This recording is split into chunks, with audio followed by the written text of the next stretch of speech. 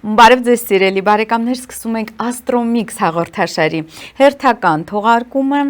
եւ այսօր շատ հետաքրքիր թեմաների շուրջ ենք խոսելու, դիտեք վիդեոն մինչեւ վերջ։ Ինչպես միշտ ավանդաբար հենց հաղորդման սկզբում ես ձեզ կոչ եմ անում անպայման բաժանորդագրվել Anti-Fake YouTube-յան ալիքին, բաժանորդագրվեք նաեւ իմ երկու YouTube-յան ալիքներին։ Աստղային խորհրդատու Աննե Հախվերդյանի հետ աստղաբանական YouTube-յան ալիքիս եւ Astromag եւ Թալիսմաններ մոգական YouTube-յան ալիքիս բոլոր հղումները այս վիդեոյի տակ նկարագրության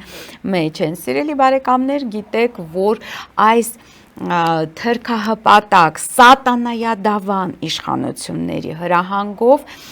ես արգելափակված եմ Facebook սոցիալական ցանցում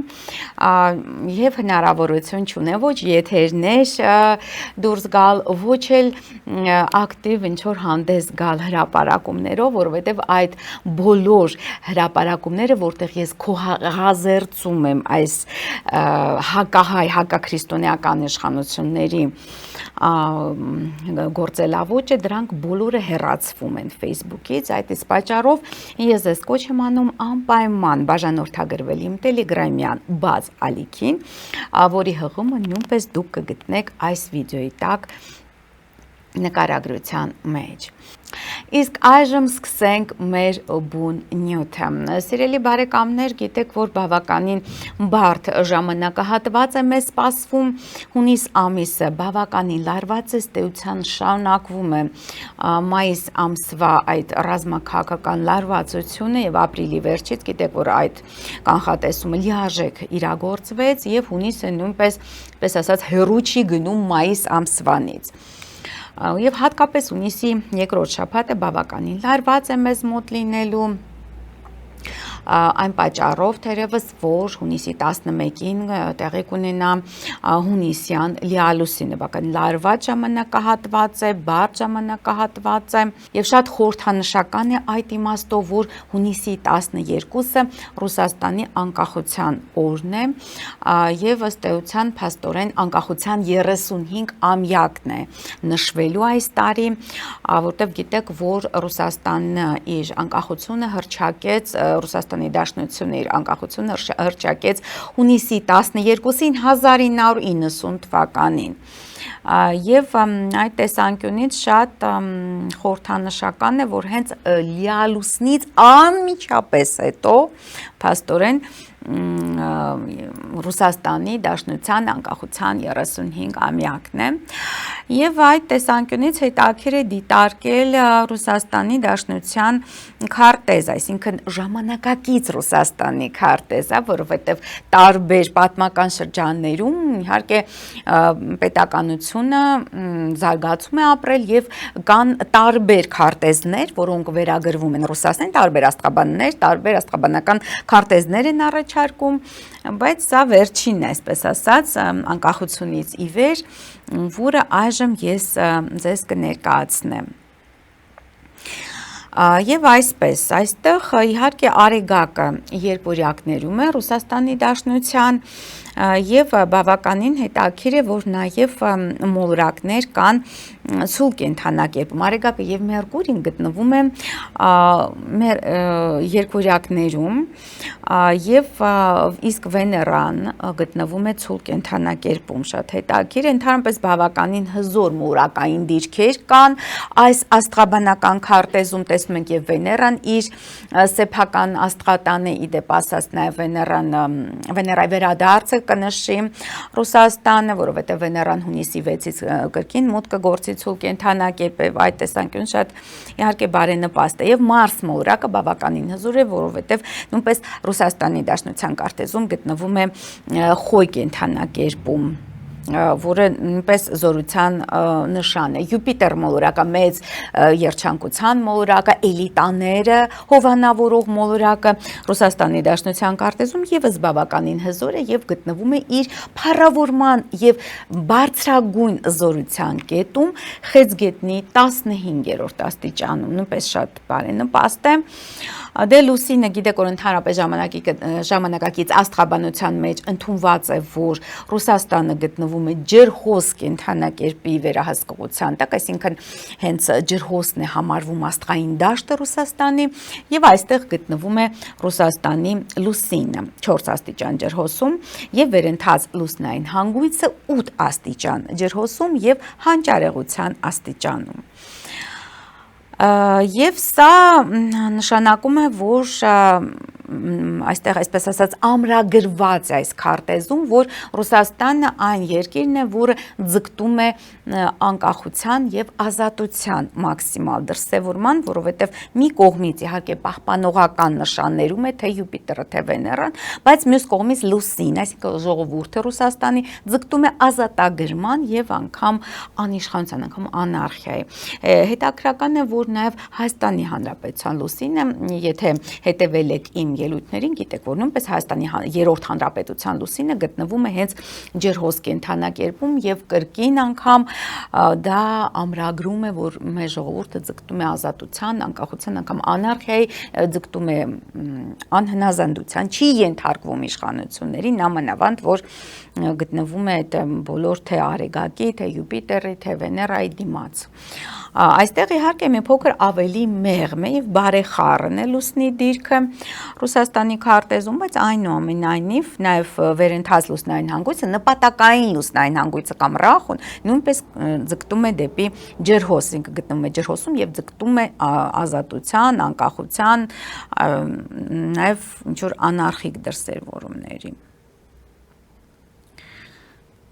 Սա ինչի մասին է խոսում, սա խոսում է նախ այն մասին, որ ժողովուրդը այսպես թե Հայաստանում, թե Ռուսաստանում իշխանություններից անջատված է եւ չի ճանաչում այսպես բացառիկ այդ իշխանությունների հեղինակությունը չի ընդունում։ Սա դրա մասին է խոսում։ Միաժամանակ իհարկե Յուպիտեր մոլորակը մի փոքր խոցված է Նեպտուն մոլորակի կողմից, այսինքն դա նշանակում է ինչ որ ստվերային խաղեր, ինչ որ գաղտնի պայմանավորվածությունների արկայություն, այստեղ գտնում է նաև ուրանը, որը իհարկե վնասում է Ռուսաստանի էլիտային այդ բարձրագույն երկու մոլորակները, որոնց ազդեցությունը իհարկե շատ երկար տարիների ընթացքում է դրսևորվում, իհարկե էլիտաներին վնասում է, նաև Պլուտոնը, որը գտնվում է Վեներա մոլորակի դիմաց, որը նշանակում է, որ բավականին հավանական են մարդկային զոհեր, հավանական են ինչ-որ տխուր պատմություններ, ողբերգություններ, անձնական ոլորտում, այսինքն մայրերը կկորցնեն իրենց զավակներին, իրենց որդիներին, կանայք կկորցնեն իրենց ամուսիններին, եղբայրներին, եւ այլն, այսինքն այդ մարդկային ողբերգությունները այստեղ արտահայտված այդ Վեներայի եւ Պլուտոնի դիմակայությամբ իհարկե։ Որը ըստ այժմ եւ տեղի ունենում նաեւ լուսինը նույնպես ձգտում է դեպի Պլուտոնի հետ այդ լարված քառակուսին, սա նույնպես նշանակում է, որ մարդկային կորուստներ են լինելու։ Մյուս անգամ մենք կուսումնասիրենք նաև Ուկրաինայի աստղային քարտեզը եւ նույնպես ես կներկայացնեմ պատճառները, թե ինչու այդ ողբերգությունը փաստացի տեղ ունեցավ։ Նաև Մարսը բավականին ակտիվ եւ ագրեսիվ Մարս ունի Ռուսաստանը, Մարսը գտնվում է Խոյ կենդանակերպում, որը նշանակում է նախահարձակ, ակտիվ, նախաձեռնողական ինչ որ քայլեր, նախ տարածքները ընդլայնելու եւ ռազմական ինչ որ ճանապարհով հարցերը կարգավորելու եւ լուծելու գծով։ Այսինքն բացահայտ է այդ հակվածությունը, այստեղ իհարկե լարված քառակուսի ունի ուրան մոլորակի հետ, որը նշանակում է, որ դա բավականին բար տևական պատերազմների, այսպես ասած, նախապայմաններ է ստեղծում, որը ըստ էության ժամանակակից Ռուսաստանի պատմության մեջ արդեն մենք տեսել ենք, թե այդ ռուս-չեչենական պատերազմներ, թե այս ռուս-ուկրաինական բախումները, սա իհարկե հենց Ռուսաստանի Մարս մորակի ակտիվության մասին է խոսում եւ նաեւ բավականին ակտիվ է ավերիչ Պլուտոնը Ռուսաստանի քարտեզում, որը գտնվում է 15 աստիճան կարիճում եւ այստեղ նույնպես կարիճում գտնվում է Սև լուսինը, ամբողջ զոդիակի գայթակղիչ Սատանան, սա նույնպես խոսում է նախ ստվերային, ինչ որ պայմանավորված բազմաթիվ ստվերային պայմանավորվածությունների մասին, ինչ որ գաղտնի բանակցությունների մասին, բայց վտանգ է ստեղծում նաև այդ միջուկային բախման համար։ Այսա իսկապես թե Ուկրաինայի քարտեզում եւ թե Ռուսաստանի քարտեզում հստակ արտահայտված է եւ իսկապես մտահոգիչ է։ Իսկ ինչ վերաբերվում է 25 թվականին, մենք բազմից անդրադարձել ենք Ռուսաստանի համար կանխատեսմանը եւ ես նշում եմ եւ բազմիցս անգամ նախկին տարիների ընթացքում ես նշել եմ բազմիցս, որ 25 թվականը բավականին բարդ տարի է լինելու Ռուսաստանի համար, որովհետեւ 25 թվականը դա օծի տարի է, մեզ մոտ փայտեոցի տարի է իհարկե եւ բոլոր օծի տարիները առանձնացել են նրանով, որ Ռուսաստանի հենց Ռուսաստանի կայսրության համար եւ ընդհանրապես Ռուսաստանի համար եղել են բավականին բարդ եւ ծանր տարիներ, բավական է նշել, որ 1917 թվականը հրեղեն օծի տարիներ եւ դուք գիտեք, որ փաստացի տեղի ունեցել երկու հեղափոխություններ Ռուսաստանում, նախ Փետրվարյան հեղափոխությունը կամ հեղաշրջումը եւ հոկտեմբերյան հեղաշրջումը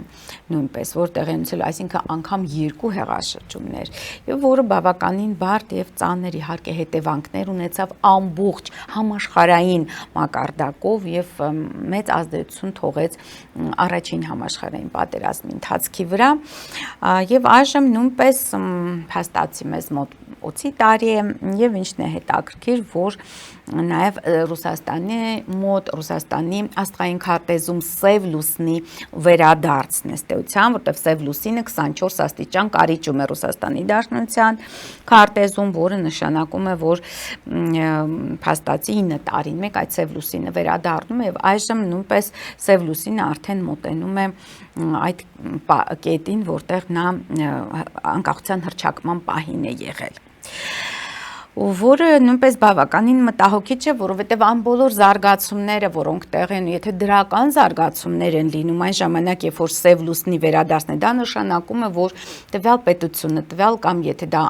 նատալ քարտեզ, այսինքն անձնավորության քարտեզ է, ղեկավարի քարտեզ է, դա նշանակում է, որ գնում է սև ճանապարհով, մութ ճանապարհով։ Եթե տվյալ պետությունը կամ անհատը գնում է սպիտակ ճանապարհով, այսինքն լույսի ճանապարհով, ինքնամաքրման ճանապարհով, դա եւ Սև լուսնի վերադարձն է եւ ինչ որ խնդիրներ են առաջանում, դա նշանակում է, որ նա ճիշտ ճանապարհով է գնում, զարգացման ճանապարհով է գնում եւ լուսավոր ուժերին է ծառայում։ Եվ ըստ էության այժմ մենք տեսնում ենք բավականին ծանր բարդ վիճակ Ռուսաստանի համար, որ չեն ստացվում այդ բանակցությունները, անընդհատ գրոհների է ենթարկվում Ռուսաստանը, հատկապես այդ ինքնաթիռների կործանումը, որը տեղի ունեցավ հատուկ օպերացիայի միջոցով ուկրաինական ուժերը ոչնչացրեցին 40-ից ավելի ռազմական ուրեմն ինքնաթիռներ, գիտեք, որ դա տեղի ունեցավ այս քանի օրերի ընթացքում եւ դա իհարկե հենց նրա մասին է խոսում, որ գնալով բարդանալու է իրավիճակը, ռազմաճակատում ավելի դեպի սրացման է գնում այդ ռազմաքաղաքական իրադրությունը հենց Ռուսաստանի համար բավականին բարդ է լինելու։ Եթե վերցնենք հենց սոլար, այսինքն հենց այդ օրը, երբ Արեգակը կանգնում է նույն կետին, որը եղել է այն ժամանակ, երբ որ հռչակվել է Ռուսաստանի անկախությունը, եթե սոլարը վերցնենք այս տարվա, ապա այստեղ նույնպես բավականին հետաքրքիր մենք զարգացումներ ենք տեսնում 25 թվականի երկրորդ կեսի համար Ռուսաստանի Դաշնության ուրեմն իրավիճակի հետ կապված Նախ Ուրան մորակը մոտենում է Ռուսաստանի Դաշնության Մերկուրիին, այսինքն սա նշանակում է նույնպես ինչ-որ փոփոխություններ ռազմական դոկտրինի մեջ կամ ավելի այսպես բարձրագույն տեխնոլոգիաների ներդնում, հա, այդ ռազմական տեսանկյունից եւ նաեւ այլ ոլորտներում, քանի որ ուրանը անմիջականորեն կապված է բարձրագույն տեխնոլոգիաների հետ։ Իսկ այնուհետև հուլիսի 7-ից հետո գիտեք, որ ուրանը մուտք կգործի նաև երկրորյակներ եւ այստեղ նույնպես նա աստիճանաբար կմոտենա Ռուսաստանի Դաշնության արեգակին, որը ցավալիորեն նշանակում է, որ ընդլայնվելու է ռազմական գործողությունների թաթերաբեմը։ Հետաքրքրական է, որ Վեներա է վերադարձնև եւ գիտեք, որ Մատվիենկոյի այցն է տեղի ունենում հենց այդ օրը հունիսի 6-ին եւ տեղի ունեցավ հենց Վեներայի վերադարձը Ռուսաստանի Դաշնության քարտեզում, որը նույնպես կարևորում է հենց կանանց դերակատարումը այս քաղաքական բարդ իրավիճակում։ Նախ Սև լուսնի վերադարձը, որը Սև լուսին աստիճանաբար մոտենում է Պլուտոնին եւ դա վտանգ է ստեղծում հենց միջուկային ինչ որ զենքի կիրառման, թե միջուկային օբյեկտների վրա, ատոմային օբյեկտների վրա, դա ատոմային կայաններ կլինեն, թե ինչ որ այլ օբյեկտներ, դրանց վրա հարձակման վտանգն է ստեղծվում։ Այժմ տեսնենք, թե երբ է Սև լուսինը մոտենում Ռուսաստանի Դաշնության Պլուտոնին, դա տեղի կունենա մոտակա ժամանակներում, սիրելի բարեկամներ, այժմ ես տեսնեմ, թե դա երբ է եւ տեսնենք ինչ է սպասվում։ Այստեղ ես ինչպես եւ նշել եմ, օգոստոս ամիսն է բավականին բարդ, հենց օգոստոսի կեսերին Սև լուսինը օգոստոսի 16-ին անմիջապես միանում է Պլուտոնին Ռուսաստանի Դաշնության, որը եւ նույնպես խիստ իհարկե ուրանը անմիջապես կանգնելու է Մերկուրիի վրա, կապի վերահաղորդակցության մորակի վրա, որը բավականին բարդ իրավիճակ է ստեղծում, այստեղ փրկում է իրավիճակը միայն մեծ երջանկության մորակ Յուպիտերի վերադարձը, որը միաժամանակ կլինի այդ բոլոր, այսինքն հենց օգոստոսի 16-ին այդ բոլոր բացասական երևույթների հետ միասին, բայց պետք է նաև նշել Պլուտոնի միությունը Ռուսաստանի Դաշնության լուսնի հետ, որը արդեն այս տարվա ընթացքում տեղի է ունենում, որը նշանակում է իհարկե մեծ մարդկային կորուստներ,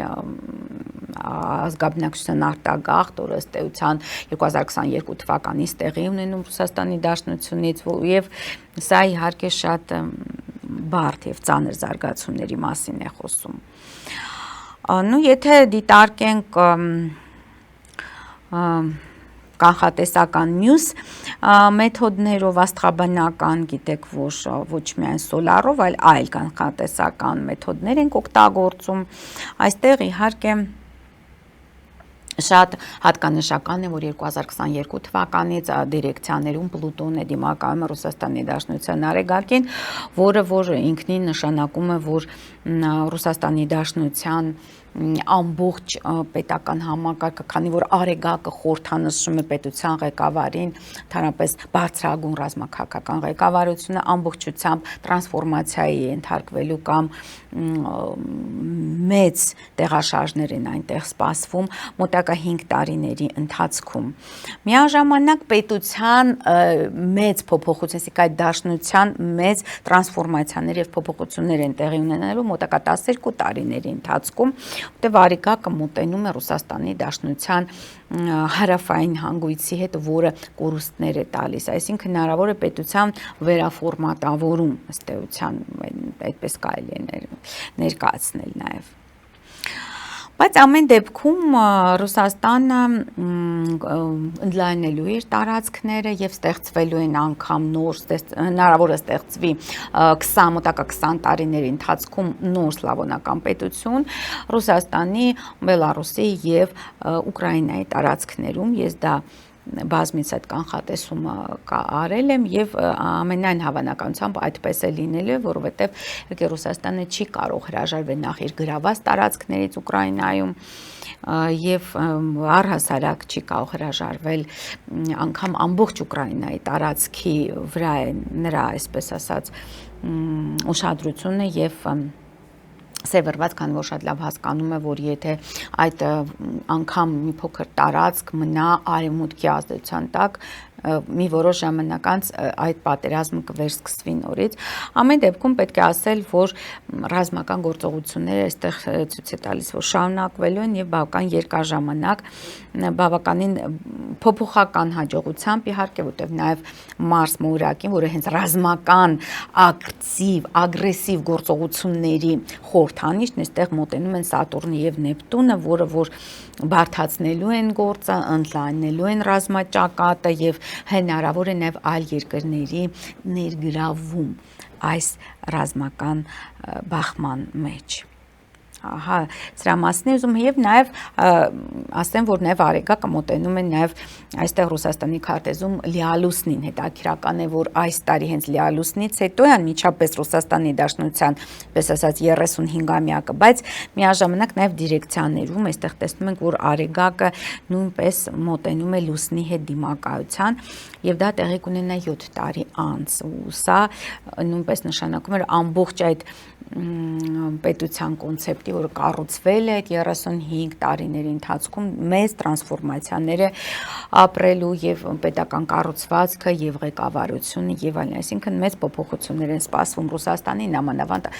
որ արդեն մյուս տարվանից Ուրան մորակը անմիջապես կմոտենա Ռուսաստանի Դաշնության Արեգակին, կմտնի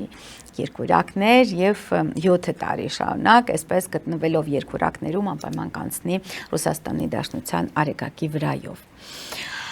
Ահա այսքանը Ռուսաստանի մասին, սիրելի բարեկամներ։